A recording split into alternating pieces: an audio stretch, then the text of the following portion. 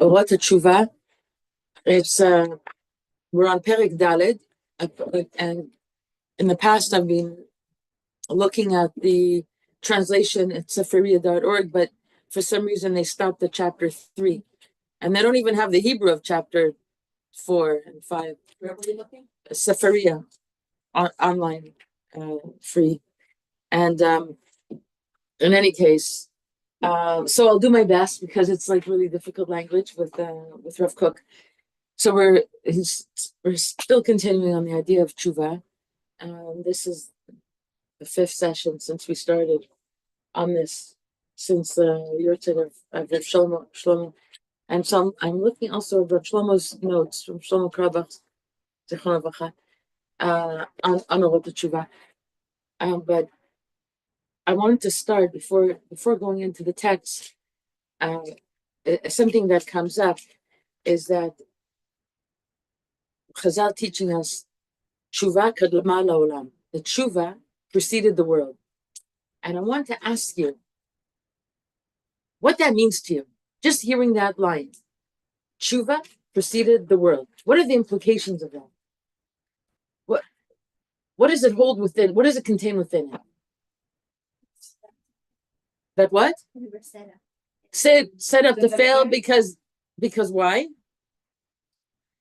Because if Hashem gives tshuva, it means it presupposes that we're going to fail, that we're going to need tshuva. Okay, that's one thing, but it precedes the world. Yeah, go ahead.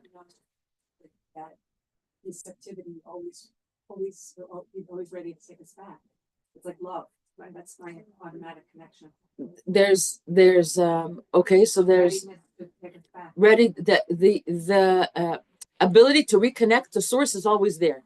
Is that it? The ability to just Hashem is forever ready to receive us back. Anybody else? I would say in the Kabbalah it talks about how a child chooses their parent, and the reason that they choose their parent, even if it's an absent parent or a bad parent, it's to make them make tshuva, to make them want to connect to Hashem, and that we are always going to be in a place of lack. So we are supposed to go to the Creator to be in all things. That's beautiful thoughts, but how do you connect it to tshuva preceding the world? That we're never going to be perfect. It's unconditional love. That we're always going to be received. So what you're saying, what you're saying, a combination of what Sarah and Hannah said. And I have to say, what I wanted to say is that it's a supernatural thing, because once we've done a bad thing, it's done. But to be given tshuva for that is a supernatural. So it's not part of this world. No. It's ma'al this world. That's what you're saying. It's supernatural. Right. Because according to this world rules, if you break something, it's broken. That's it. So what do you mean tshuva? You say, oops, I'm sorry, and then all of a sudden the vase comes back together again. Super magic. And yet, okay. So yeah, that's amazing that you all came up with that. All true. And the point that's brought up more than anything else to begin with is like it's the supernatural, the above this world experience aspect of tshuva, because according to the rules of this world, tshuva doesn't make sense. It doesn't fit into any other model that we know of things happening cause and effect in this world. It seems to defy the cause and effect of what we know in this world. So it's not part of this world. It's above creation. So what is it? If it's not part of this world, but it's something that's accessible to us, so what is it? How would you define that thing? How do we define things of this world? It's like energy. It's physical. So if it was created, if tshuva was created before creation, what's the chiddush of creation? That there's time and space, right? There's time and space. Hashem created time and space. Things happen in time and space. Before that, there isn't that limitation of time and space. And so if it's time and space, that's where physical things happen. That's why there's things corrupt within time and space. But if it precedes time and space limitations, then how, in your imagination, now that I'm throwing out the question to you, how would you define that thing called tshuva if it's not a thing of this world? What preceded creation? Go ahead. There's no right or wrong answer. It's just eternal light. Eternal light. Oh my gosh, eternal light. That's it. It's Orelki. That's exactly what Rav Kook and Rav Shlomo, picking up on Rav Kook, is saying. So what is it? It's Or Mishamayim. It's Or. It's absolute light. And the instruction is when it shines, when it presents itself to us, what do we have to do? Grab it. Rise to the call of it. So there's two types of tshuva. There's tshuva that I do for wrongdoings within myself, that I recognize within myself that I need to correct. That's individual tshuva. And we spoke about that last week. I'm not going into that now, because now he's going to talk about it from a different aspect.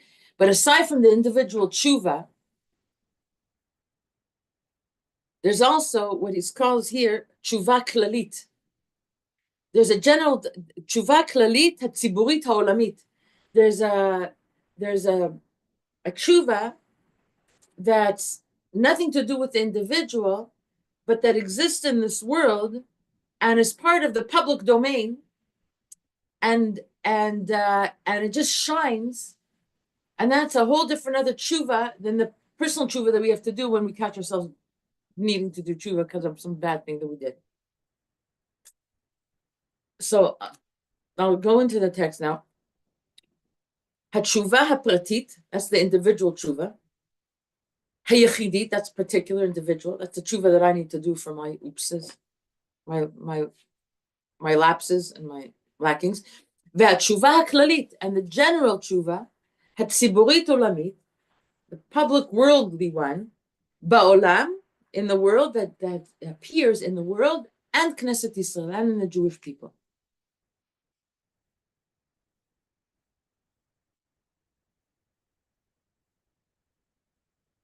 So the implication here is that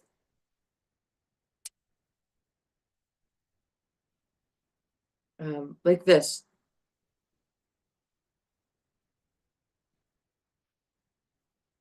So the private in tshuva, unfortunately, we understand what that is, because there's Hashem constantly in the middle of doing something like that. But metikuta, not too much hard on ourselves, but like tshuva. The other type, the klalit one, this is when we're going to see him explaining it in his very lofty, poetic, beautiful language. It's when a great light shines in the world, and that the effect of that light, when it shines in the world, is that I naturally want to become better. Not because of anything bad that I did, but simply because there's such a thing called good in this world, that somehow I wake up to it and I just want to be part of it. This is a heavenly light, and when it reaches us, it's like all of the gates in Shemaim open to us. And gates in Shemaim meaning the gates of our heart. And we're coming out of just came out of Vayetze, where Yaakov Avinu goes to the well, and there was a big rock on the well, a big Evan on the well. And when Rachel came, it was like something that you needed so many shepherds and muscle power to remove from the well. He had absolutely no problem doing it, because he saw Rachel, he saw his Zivug, and his heart filled with love, and he understood that it's Mishamayim, and he understood that this Zivug is representative of the Shekhinah and the Kadosh Baruch Hu and everything lofty like that. And then the rock just melted and became rushing waters of the well, the rock that was sitting on his heart. That's the type of tshuva we're talking about. it's not that he was like understanding something that wrong that he did, and if he'll only manage to correct, things will go well with his life. It's like, oh my gosh, there is so much love in this world. And when that happens, the rocks all melt from our heart and all the gates open. And we see all of what it could be, what life could be. What life could be if we only go into this light. If we allow our hearts to be open to it and reach us. And so on this idea, Rav Shlomo says, the pasuk, based on what Rav Kook is, we haven't gone to the really actual text of Rav Kook, but it's all from there. This type of tshuva, of this, the light of what preceded creation, but is so much part of the future, of this beautiful light that we'll all be basking in, B'ezrat Hashem, b'karov, mamish. The light of going back to source, and the potential of how we could be so beautiful and precious and sweet in this world. Everybody, not just me, but everybody. And we see it. It becomes palatable. Ki karov elecha adavar. You don't have to do too much to access it. When it shines, it's right there. You just have to breathe it in and bring it into you. Lo b'shamayim hi. It's actually not so far. We think, oh, I have my life, and I know my source, and I know my vulnerabilities, and I know how hard it is for me to overcome patterns of behavior and thinking that keep me stuck in a certain place. Not a bad person, but I know my struggle as a human being in this one. And you tell them this word, and you say, it's b'shamayim. It's so far from me. What are you talking about? I know where I am in this world. I know where I'm holding. I know my pain. I know my disappointments. I know what I've been through. And the message is, lo b'shamayim hi. It's actually not in Shemaim. Ki karov elecha davar me'od. It's actually very, very close to you. It's actually more you than everything else that you think is actually you, that you need to do tshuva for. What's why? This pure light of being able to melt into the source, and that it has so much love and so much beauty in there. And if you just allow yourselves, your heart to be open to it, you'll be flooded with this incredible light of bracha, of simcha, of love, of achdus, of healing, of everything that kept us away from that to begin with. But it's always there. Just 1 second. Now this is Orot HaTshuva. When do people learn Orot HaTshuva? When we do tshuva. Elul, Rosh Hashanah, Aseret Yemei Tshuva, Yom Kippur. There are times that this light is more accessible, like Elul, Rosh Hashanah, Aseret Yemei Tshuva, and Yom Kippur. But really, the possibility of coming in touch with it is all the time. The reason I started doing this, even it's like we started in Cheshvan, is because there was a yahrzeit of Reb Shlomo, and in the time that I'm teaching Rav Kook, and I was searching out, can I find some Rav Shlomo on Rav Kook? And it was this. Oops, I keep holding the wrong thing. It was this. What's a tshuva, Rav Shlomo? And so once I started it, I was like, we'll just continue with it.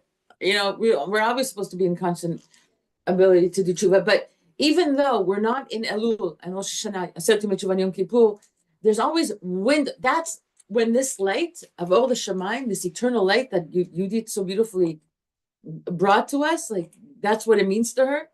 Kadma la'olam. There's moments, even when it's not that kufa of tshuva, moments where it reaches us in a month, in a week. Some, you know, it could be sporadic. It's not as intense as it is in Elul when there's an awakening to come in touch with all of that. But it happens throughout the year also. And the call is, be ready for it. because it's real and it's very close to you and it's accessible to you, and go for it. And don't keep yourself small. Just go for it. Okay, Hannah, now. Are you saying that Rav Kook is saying, like, it sounds like, tell me if I'm getting it right, like, this is an access gate to the Ein Sof, like, Absolutely. Is that what you're saying? Yeah. This is an and Yeah. you're saying it's here, it's not Yeah. here, and he's bringing it, it's the surrounding light coming in. Absolutely. Did I get that right? That's right. And what is it? And it's all the time, and it's up to us to tap into Yeah. it, right? Yeah. In a sense, It's always there. it's always there, and we have to. Sometimes because more accessible to us than other times. The work of the tzaddikim, this is what they do. You're saying we have access to the Ein Sof. This is the access gate in a certain. Is that? Yeah. That's it. Is that powerful? It's so powerful. How is this different than the individual tshuva? Individual tshuva, I'm clapping al chait. I have to say I'm sorry to this one and that one, to myself, about how vulnerable and imperfect I am, and all the mess ups and all the negativity that I generated in this world, and it's out there, and I need to do tshuva. I need to ask slicha. I need to ask mechila. I'm in touch with the ra that has to be transformed into good, but I'm focusing on that which I have to move away from. This tshuva is I'm not moving away from anything. I'm moving towards something so beautiful that preceded all my mess ups. That's more real than any mess up that I could have messed up, that I have to do tshuva for. Because it preceded creation. It preceded me being able to mess up. That's a very powerful thing. Say we don't need an excuse to tap it. You don't need to. Personal one, it's like I did this now. And this, it's like irrelevant to where you're holding on your personal tshuva. When it comes to you, when you have that light reaching you somehow, don't make yourself small. Don't say it's not for me. Don't shy away from it. Don't make excuses why it's not your privilege to partake of it. Don't start beating up on yourself and saying that's the work of the tzaddikim. That's like a small voice of a Yetzer Hara that's just like time to squash it. I remember the Twin Towers. So a lot of people got stranded and couldn't fly out of New York for a long time. And so some Brazilian who was stranded in New York, he was kind of into Breslov, and he couldn't go home. And he Googled Breslov, and at that time I had a Breslov Montreal connection out of my home. Kind of a thing happening in Montreal, and he called me, and he said, like, I'm stranded. Can I come to your place and be there until the flight starts? So he traveled. I said, for sure. He travels from New York to come to Montreal. So it was over Sukkot, and he taught my kids. He ended up staying 2-3 months. It was a long visit, and the basement was just him, and the toys of the kids were like, that's the place where they mess up and whatever. It was a sipur. It was interesting, very interesting. But he taught my kids a song. That's why I'm telling you all of this. Yetzer hara, I squash you like a guava. Yetzer hara, I eat you like papaya, or whatever. It was. That sounds pretty Brazilian. Yeah. Yeah, my kids to this day, and now my grandchildren also know this song. Like it just made their impression. That's the song that he was singing. If it was only for that song that he took over the basement for 3 months, whatever, Dayenu, it was good. I was thinking that was a pretty good pay. Yeah. Anyway, so that's it. It's like what you're living your life, and then like it's allow yourselves those moments, despite your imperfection and what other tshuva you need to do, that there's also this other tshuva that's not tainted, that's not compromised, that you could just partake of as it presents itself to you when it shines its light. No excuses. Get it? It's beautiful, no? So beautiful. Okay, so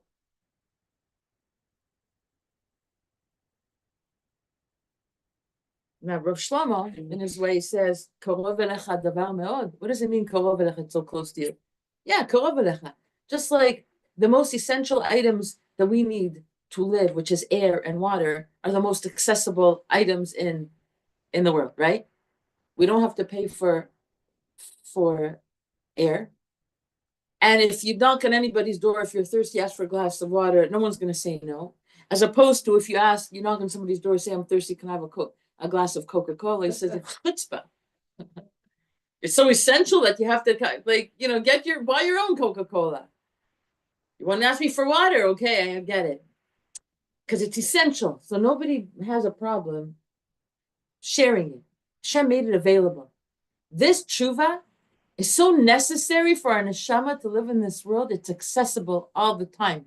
Not all the time. Sometimes it's harder to access than other times. But there are the work of the tzaddikim that make it more accessible to them.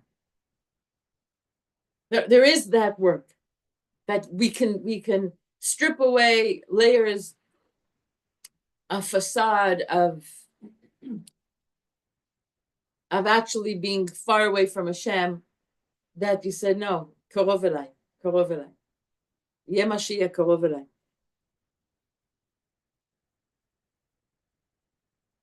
But another thing, he's like, it's like saying like this, again, like a little bit Rav Shlomo, and then I'm going to go into the text of Rav Kook. Tshuva is likened to the need to do tshuva, like the personal tshuva. It's like I have to deconstruct myself in order before I rebuild myself, right? I did something bad. I have to go into it. I have to work on my thinking and my behavior, and there's patterns, and I have to kind of do a demolishing act over there. But the demolishing act is only for the sake of rebuilding. Everybody knows that if a house owner, if you see demolishing his house, he's not crazy. It's because he wants to build a better house for himself, better building. That's what tshuva is. But this other tshuva of this light of it just sometimes flashes its glory upon us. You need kelim. You need vessels to be able to contain it. It's a very lofty light. This light of tshuva. And you don't need any war to get at it. You're not moving. You don't need to move away from yourself to get at it. And it's like the main light of it is like the light of the sun that just gives life. What if the function of the sunlight, right? It's meant to promote. Now I'm going to get into trouble with biological terms. Chlorophyll? No, what do you call those? No, photosynthesis. Thank you so much. Okay, I knew I was going to get trouble with that. Okay, it's like it allows growth. We need vitamin D. It's like what's life without sunlight? That's like this tshuva. It's that type of light for us and beyond. Okay, so now we're gonna go into a little bit of the text. So he says, tshuva pratit, individual tshuva, yichidit, v'tshuva klalit, tziburit olamit, general kind of tshuva that belongs to the whole world, that is just like a flood of light, of love and simcha, and achdut, and shefa ein sofi and elokut. He says, shotfim hem zirmei hatshuva. This tshuva klali, this general type of tshuva, this light, when it rushes down, it floods us. Shotfim hem zirmei hatshuva. Shotfim hem zirmei hatshuva. There's a shitafon, there's like a flood. When it decides to open up, when we decide to open up our heart to it, we're just flooded by it. Hapratit v'haklalit.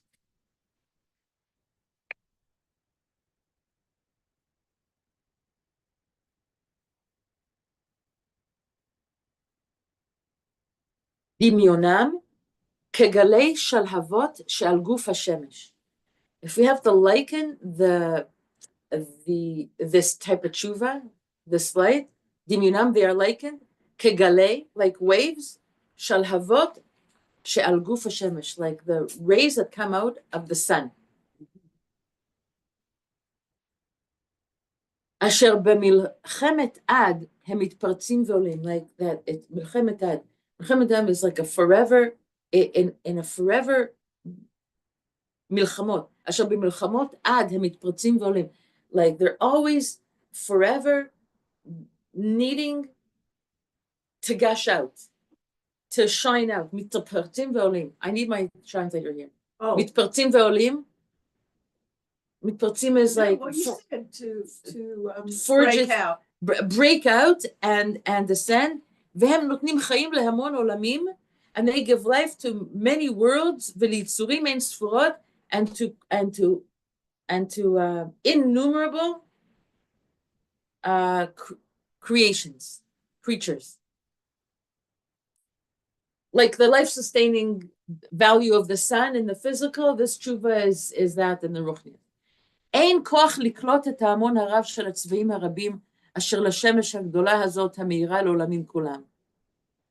We don't have the power to absorb the multitudinal aspect of how many colors come out from this rays of sun. Of this tremendous big sun that shines light to all the worlds. Shemesh HaTshuva. We're talking about now Shemesh HaTshuva, not the physical Shemesh. The Shemesh HaTshuva. Mipnei shitfam v'ribuyam. From how much constant flooding it floods and how much of it there is. Ein sof.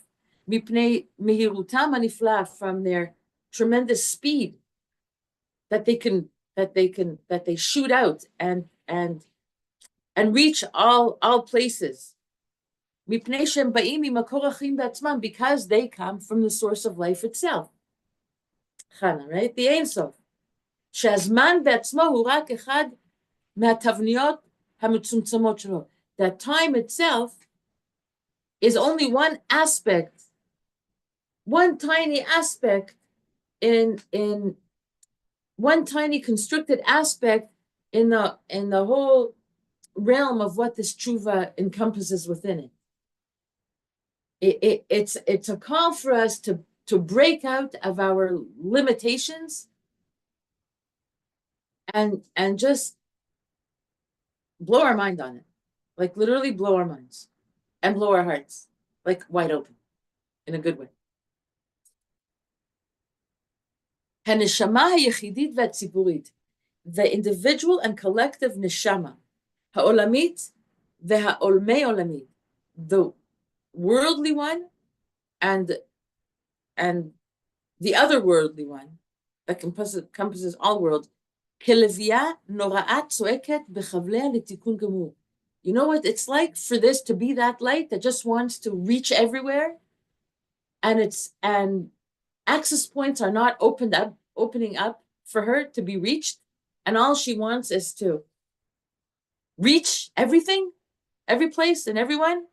This is likened to a lioness, a mother lion that screams at the time of her giving birth, letikun gamur. Apparently, in the animal world, there's no greater sound of a mommy giving birth to its baby like a lioness about to give birth. If you thought, you scream. Epidural. If you thought, not, apparently this levia, letikun gamur, because what the scream is for a tikun gamur, this light, like this lioness wants to just gives birth to this baby already, to this lion cub. Like this light wants to shine forth, to be born into this world, and to be accessed, because what it represents is tikkun gamur, is the birth of all births of a new dawn. I'm getting into cliches now, but you know what I'm saying.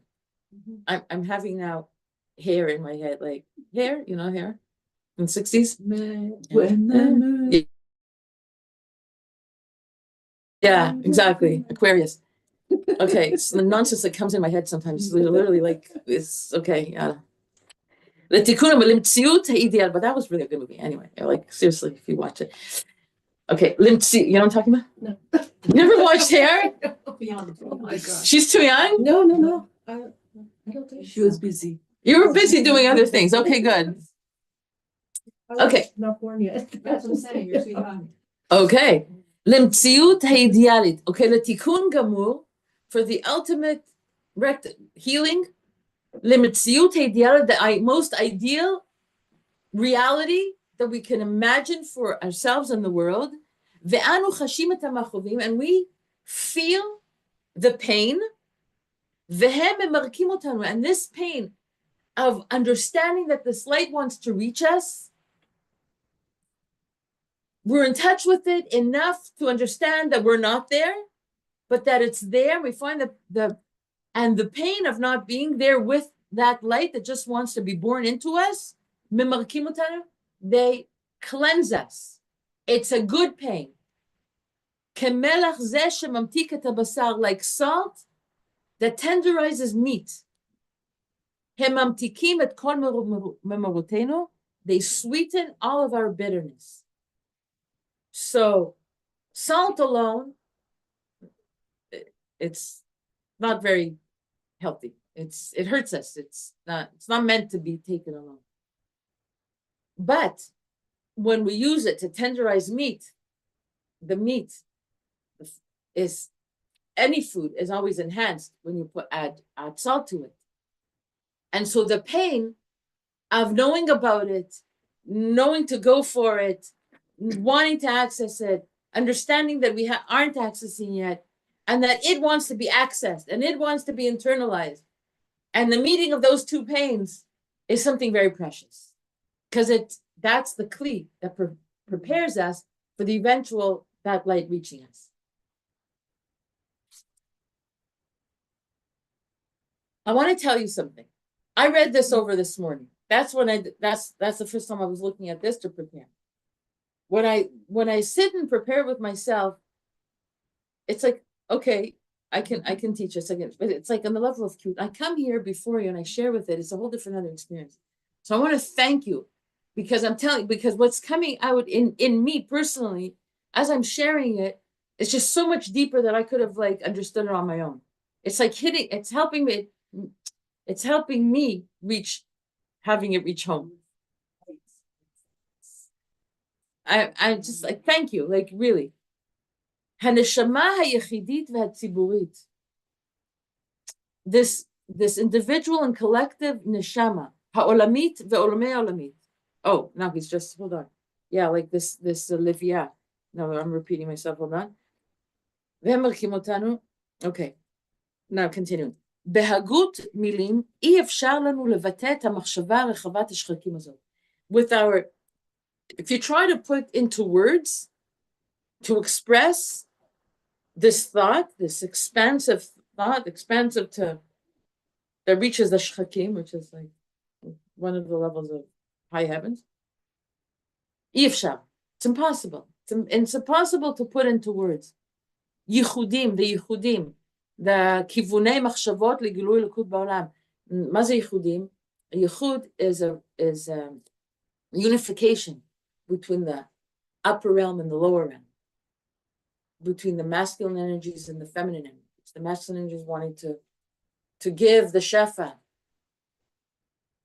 to have a receptor, a feminine energy that will receive it, and then that meets up with the yearning of the feminine that wants so much, that her waters rise up towards the masculine waters that want to come down, and it's like this love, and it's the kucha brichu v'shchinte. It's the yichudim that these thoughts, as the yichudim, can happen also in our thoughts, when there's a yichud, when we get it within our own life, when we connect heaven and earth like that, us here with the highest from above here, this is Shefa Elokut. This is the revelation of Shefa, of godliness in this world. And so to try to put that into word, that experience of that type of yichud, of this yichudim, within the names of God, anu mechdim. So it's hard for us to put into words. B'shemot anu mechavnim. So with what can come closest to that as expressing that in words is actually the various names of Hashem. When we say the names of Hashem, nekuda, shamayim ve'eretz chadashim, umiluehem umrim sham. Ot ve'olamim mitgalim, tevot milim, berevavot olamei adamon v'itzurim. Okay, I'm going to try this. I'm going to try to explain what you just said. Klomar. I'm just going to read what Rav Shlomo says about this, okay? That is, Mirega Bria Yashnaim, from the moment of the creation, there were two. When God decided to create the world, there's the creator and there's the created world. Lachen, therefore, Sipur Briat Haolam Matchil Be'ot Bet, therefore, the story of the creation of the world begins with the letter Bet, because it represents two. Breshit, Bara Elokim. Aval Aseret HaDibrot, but the Aseret HaDibrot begins with Aleph, Anochi Hashem Elokecha. Ki haderech le'ashiv et haolam le'achdut ha'gemura, because, and of course Aleph is one, because the way to return the world to complete unification, it's only through the Torah of Anochi Hashem Elokecha. Ad she'akadosh baruch hu natan le'olam et haTorah, until God gave the world the Torah. The world was separated from Him, and people were separated one from the other, each one on their own. But when the Torah came down to this world, Adam yichol liot mamash echad ito, a person can be absolutely one with Hashem. And at the end, will also be united one with the other, and the whole world will be united. So this tshuva, as it reaches us, that it's so hard to put into words, but if you listen closely to the yichudim that the Torah wants us to do, then we'll experience it. Because the Torah is the healing of the world, and kol netivotei hashalom and achdut and hava and all of things like that. Shalev ve'alez, maleh chedvat el elim, maleh shalom ve'emet, ve'haneshama holechet ve'mitakenet. Shalev, serene, ve'alez, and happy. Alez, isn't there a better word than alez, like Aliza, rejoicing. Serene and rejoicing. Maleh chedvat el elim, full of the merriment, chedva, it's like again happiness, full of happiness of the great gods. El Elim, the forces of all the forces of nature put together, because Elohim is Rabim, the name of Hashem. It's plural, because it's all the force of nature representing Hashem Echad, but in its various forces. So all of the different forces, all of the forces that's out there, Maleh Shalom Ve'emet, full of peace and truth. V'neshama holechet u'mitakenet, and the neshama goes and is rectified and is healed when we access this light of tshuva. That's the tshuva olamit.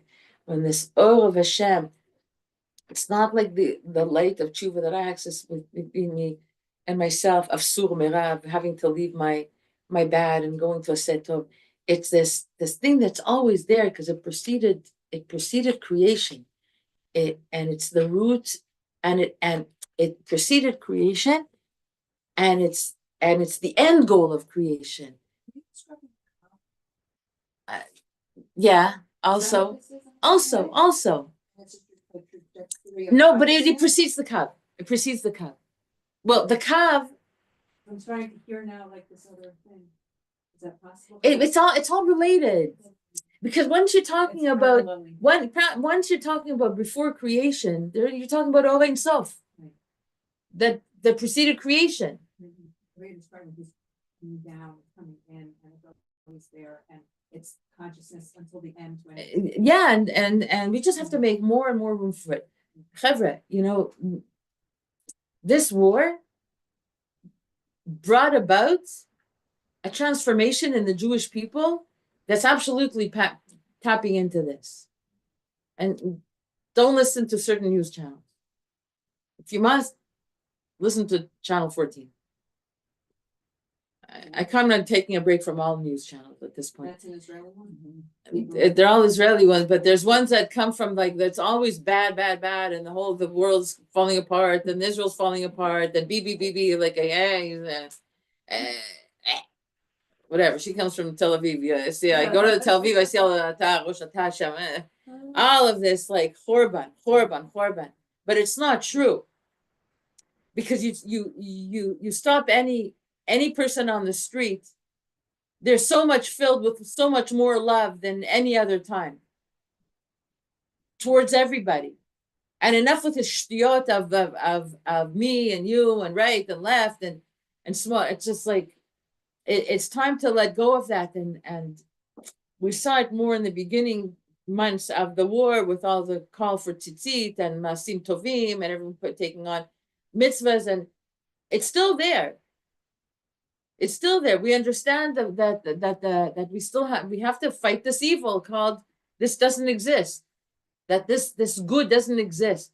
And we're saying no, we're gonna fight this war until we're gonna prove it. And meanwhile, everyone is building their kli to become better and better within themselves, because this light is not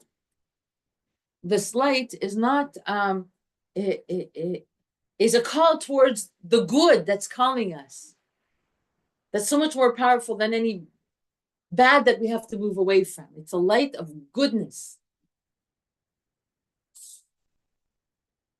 And it doesn't matter if you have a keep on your head or you don't. Like, we're so beyond that already, right? We're so beyond that. We're so beyond the petty differences. Like, it's just like, you're my brother. I don't care how many tattoos you have. It becomes so like silly to go there. We're so accessing that light that we understand how foolish all of those machloket and the chalukot that we have, this way of defining us and them. It doesn't exist anymore. So this light is holechet v'mitakenet. This neshama allows us. It's the light that really brings healing to the soul. When you access it, the person you didn't speak to for 20 years now, all of a sudden you'll see him, you'll hug him. It's like, that's a shtiyot. We wasted so much time not talking. It's like when that light reaches you, it becomes the sillies fall away. It's like there's no sillies anymore. There's just love.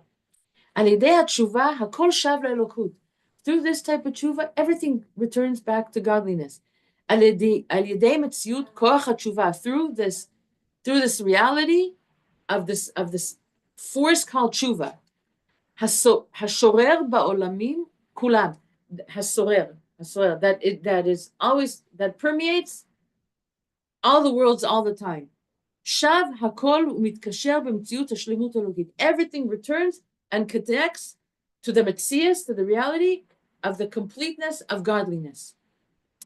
And through the ideas of tshuva, deotea v'argashotea, through its ideas and its feelings, kol hamachshavot, all of the thought, harayonot, all the ideas, v'hadot, all the opinions, haratzonot v'regashot, all the desires and all of the feelings, mitapchim, get transformed, mitapchim, like kippur, v'shavim li'kava be'etzem tchunatam, and return to be kavua, to be established, permanent, be'etzem tchunatam, their very essence, their very trait, betochen hakodesh eloki, rooted in the content of godly sanctification. Hebrew so much better. The kedusha elokit. It becomes the tochen of it, the content of it. What fills it is just kedusha elokit. That means you have become kedusha elokit. I have become kedusha elokit. When I have become kedusha elokit, like I so long to be able to see Rav Kook in his flesh living this. Because if he's writing this, he exuded it. You can only talk about something that you have. You can't talk about something you don't have. At this level, we can speak about things that we don't have. But to speak about it from such a place of knowing, and we know about Rav Kook, he had so much love for everybody. There was no the Chiloni kibbutznikim. None of that. And his love extended to the whole world, not just to the Jewish people. Because when you tap into that love, the whole world is shining with it. You see the Nikudot Tovot in everybody. In the Holy Goyim also. And like the did in some point, but again, just like living in television and speaking to people who are at these churches, they're so like not focus on Ashura and everything like that. It's really so painful. Yeah, it's very painful. So, like when you really look at politics, and you're like, oh, this person did commit this crime, and this person did. Like, it really does matter the reality of the situation, who did what. Do you know what I mean? Like sometimes it's hard to really feel that when you're really in something. Right. I'm not involved in politics, but I was. Do you know what I mean? Yeah. Is there a question?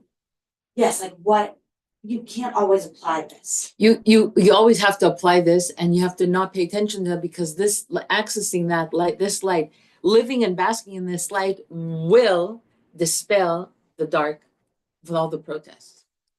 We're not going to win the argument of having public debates with them.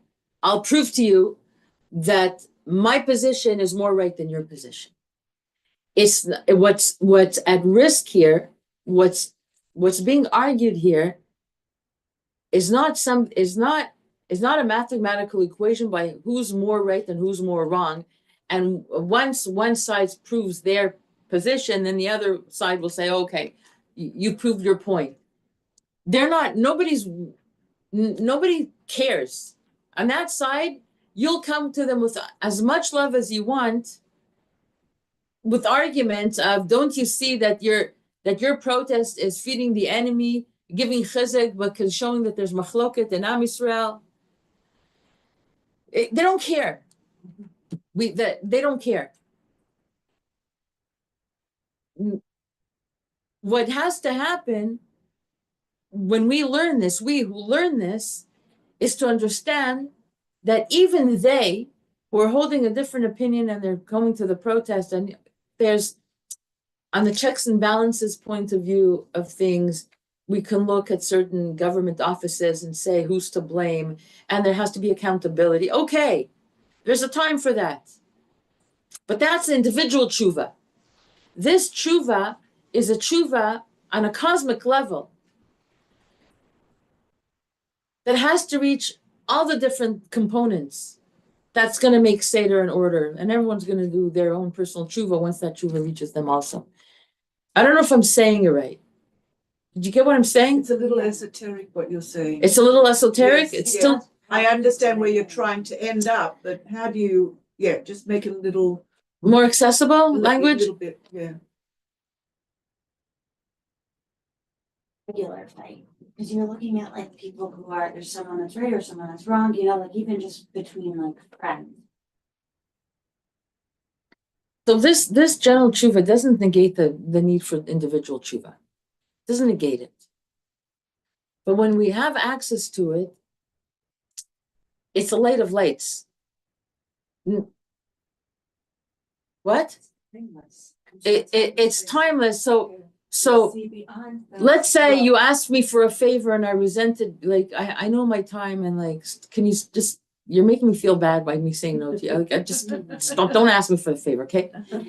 But if that, and then I can feel bad about that or not, I can handle it however way. It can play out itself in whatever way. But when this tshuva reaches me, I'm just like, of course I'm gonna do you a favor. Of course I'm gonna do you a favor. The bigger picture. It's a bigger picture. Absolutely, it's a bigger picture.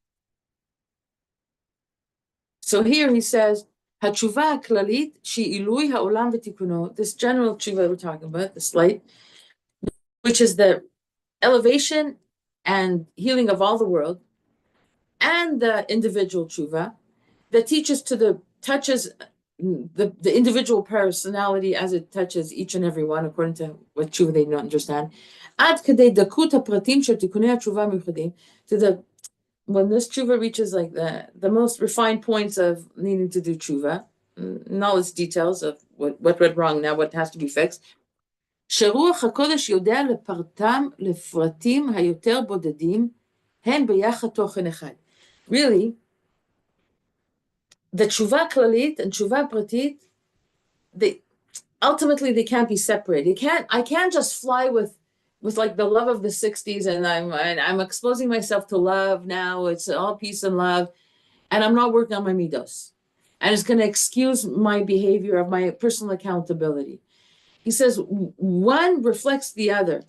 The Ruach HaKodesh that we need to understand the tshuva pratit that we need to do, the Ruach HaKodesh, like the courage and understanding where my fault line was and what I need to do my tshuva, and to get into its details of it, the individual details, hen beyachad tochen echad. Really, they're part of the same, but hen beyachad, together they make one content.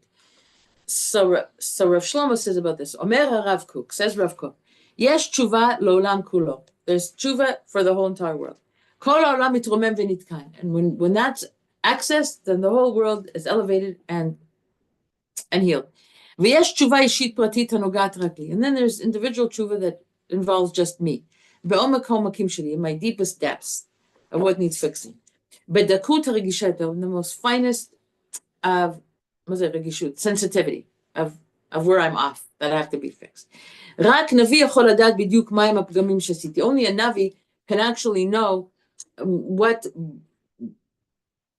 pgamim, what flaws I've brought in and corrupted, where they are, how I'm supposed to be metaken them, because for one bad deed that I did, there's so many implications that are out there, and there's so many ripple effects and hurts that come out. You know, I snap at somebody on a bus stop. She goes and then snaps at the bus driver, and then the bus driver goes and yells at his wife at home. It's like, and you need to do tshuva. It started with me. Like, how do you do tshuva like that? So a Navi can tell you where all of the implications of your tshuva are. Rav Kook, but Rav Kook says, "Shtei tshuvot echad," that these two answers are one. וכן כל אותם תיקוני התרבות, שעל ידם העולם יוצא מחורבנו, סדרי החיים החברתיים והכלכליים הולכים משתכללים עם תיקוני כל חטא ועוון ומחומרים שבחורים, כולם הם חטיבה אחת ואינם מנותקים זה מזה, וכולו לאחד אתר סליקין וכולם למקור אחד עולים. The individual tshuva and the collective tshuva and the worldly tshuva all lead to one place. For instance,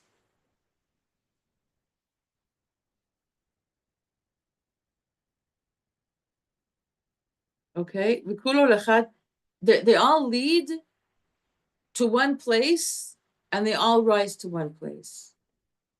Maybe we can say it like this. Maybe we can say that, you know, this opportunity to do tshuva, that come in shamayim, it's like an etratzon, like they open up, it's okay, now whoever is going to be ready for it will partake, and chaval on those who don't, right? So who are the most likely? Who are the most likely to access this love gate that opens up in shamayim of this or tshuva, the preceded, the so what? The pain connects them. The pain. So those who do tshuva, those who are in I don't know if that's what you mean. What do you mean? We said before that when we're in pain, then that connects. Right, beautiful. And what causes the pain? Why when is a person in pain?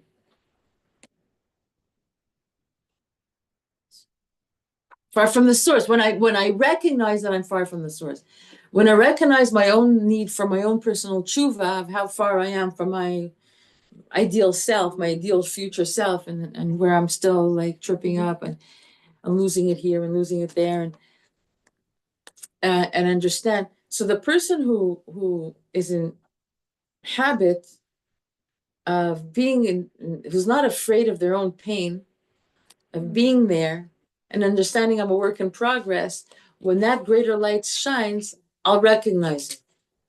It's like sometimes we can daven with a really good davening. We actually open up the siddur and it's like every word is like we're right there. Mhm. And other times it's like, where's my mind? Like, yeah, it's like, how did I get to Modim already? I just like, I don't even remember taking my 3 steps back. I'm already at Modim. You know what I'm saying? And so what's the instruction? Only wait for the time when I'm present for the davening to daven, or is it okay to daven even when I'm not there? The instruction is keep davening, because if you keep davening when you're, so they say this is about Hidbodedut also. If you keep davening, even when your heart's not there, you're more likely that you'll find your heart there should it present itself to you. But if you don't daven at all, then you don't have the opportunity for that to happen when you're. Can somebody just help me and say it better than I just did? You know what I'm saying? You lost me? Are you saying? I got it. You got it? Can you say it?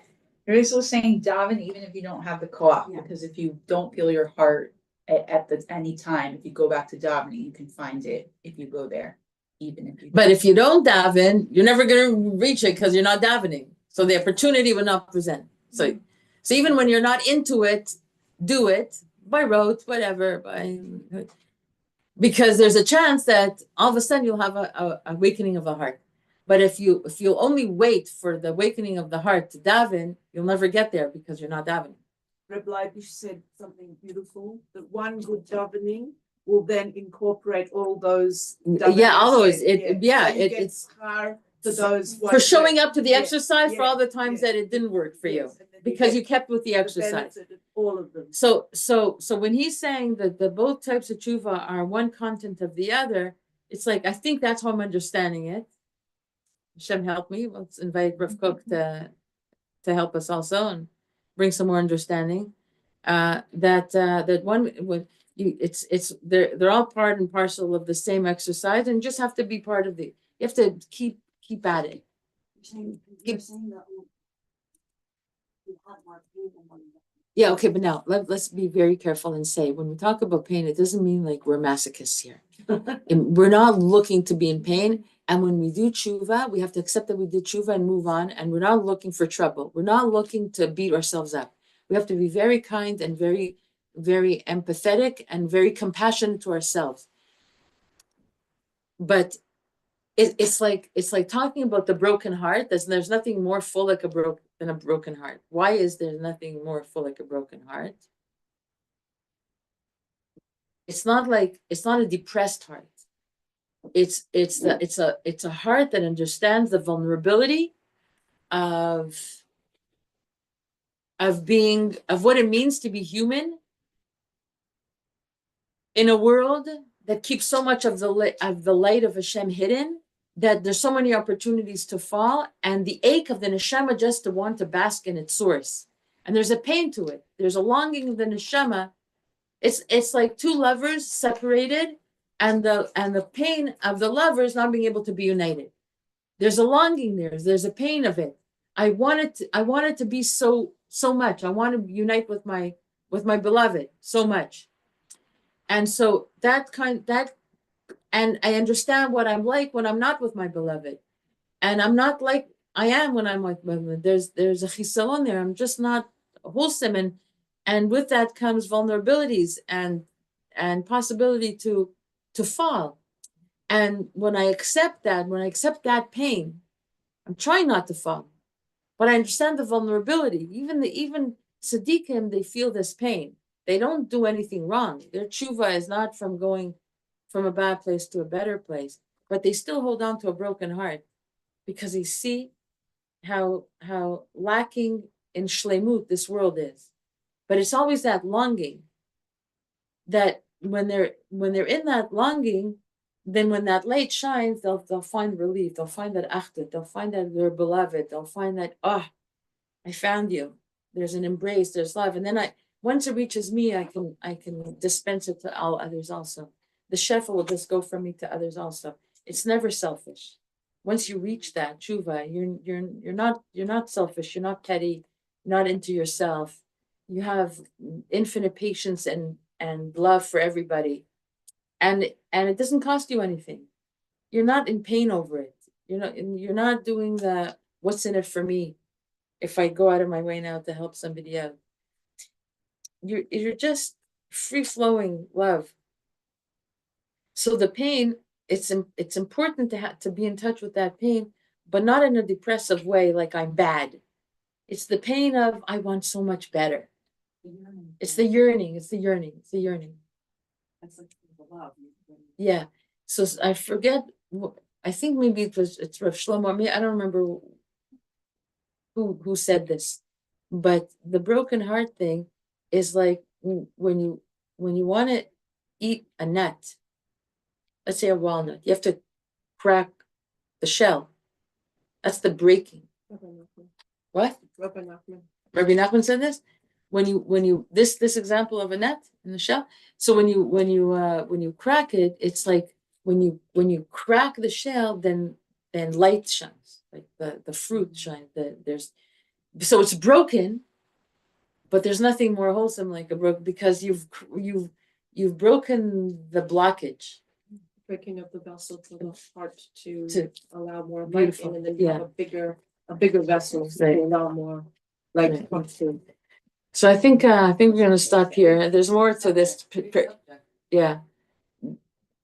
So let's leave with let's leave. We're going around the table, and where's this meeting you? Like, what are you taking away from this? Just like throw out the word, I have a a question. sentence, a question. Okay, whatever. I would love to know if Reb Shlomo Carlebach was around today, what he would do with the Kaplan people. With the what? Kaplanistim, the Mhm. people that you were talking about. How would he connect that, what we're looking for, that beautiful inner essence? Go ask him. Yeah, I think he would Thank you. show them. I think we have an example of this in Rav Shmuel Eliyahu from Tzfat. Yeah. And he I don't know if he's doing it anymore, but in the several months from the war, he actually had he met with them, and he made a point. He said, this machloket can't exist. You're my brother. He was chilonim datim. So I keep Shabbos, and he believed that if there would be dialogue and showing up with an open heart, that I have nothing against you, that it would melt some of the bad away. And he did it often. I don't know what's going on with that now. But I think the answer for me, my takeaway is because I don't believe it's an argument. It's not an argument you can win with logic. It's not, but I just have to keep my heart open and not look at what they're saying and just say, from their place, they have a point. They're also in pain, a different pain than my pain. That's leading them to say what they're saying. And I just have to keep my heart open. I'm not going to hate them. I'm not going to blame anything on them of what isn't yet healed in the Medina from this war. I'm not going to go there. I'm saying, Hashem, they're your children. I'm going to love them. If I come across one, I'm not going to look at them in any bad way. I'm not going to hold any resentment or anger in my heart about them. I think that would be the Shlomo way, no? Who knows? Shlomo way would be that there wasn't anything bad with that person. To begin with, it's not. Yeah. It's like it's nonsense. It's just nonsense to begin with. To get to that place of seeing that it's all these arguments is nonsense. And one day it's gonna be revealed that it's nonsense. We're gonna say we wasted so much You time. didn't see anything to break through, you're saying, they were. He came up with love. He did, but he loved. That's what he did. He loved.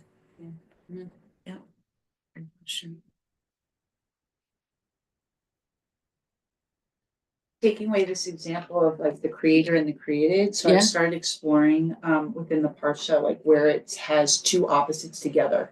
Okay. It talks about Esav, hated his brother Yaakov, but then it also says that he like gave him a kiss and he really loved him. So it's like seeing it in Torah, the two different energies or two different emotions, balancing it out. That it's not really bad or good. It's just that's where we're going to get the light. Okay. Beautiful. Oneness thing. Yeah. Yeah. And you can see it over and over because like it's where it says Esav hated his brother, but then he gave him a kiss. So it's like diving deeper into that. Like, where's the love? What's the hate? It's a complicated relationship It is between them. It's complicated. It's complicated. Anyone else? Kind of feeling like the light, this triple light, it's like it's like God, it's God consciousness. It's almost like messianic consciousness. It's neshama. Yes, it is messianic Always consciousness. there, and it's it's the highest. It's the das that fell in Gan Eden, and it's there, coming in. Yeah. This is what I'm hearing. Yeah. That's what I'm Beautiful. hearing. And then really, we really have to do tshuva out of love, our own personal tshuva, to be able to receive it. In a sense. Yeah. So they do come together, but we need to work on our, Insights. Yeah. and then more and more we'll receive it, and we'll receive it more, and it's Right. always there, but that's our part. In a sense. Yeah. The biggest. Yeah. It's a siyata And dishmaya. we receive it without personal tshuva. It doesn't look like it So that's because you're not making yourself clean. you're not making yourself clean. Yeah. Thank you so much. Thank you so much. To be continued.